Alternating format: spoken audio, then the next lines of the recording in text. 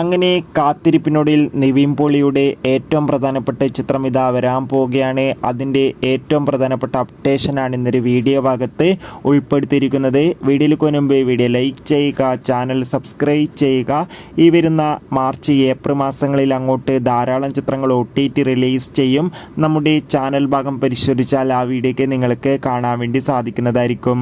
അങ്ങനെ കാത്തിരിപ്പിനൊടുവിൽ നിവിൻ പോളിയുടെ ഏറ്റവും പ്രധാനപ്പെട്ട ചിത്രത്തിൻ്റെ ഒഫീഷ്യൽ ടൈറ്റിൽ ലുക്ക് പുറത്തുവന്നിരിക്കുകയാണ്. ചിത്രത്തിൻ്റെ പേര് മൾട്ടിവേഴ്സ് മന്മഥൻ എന്നാണ്.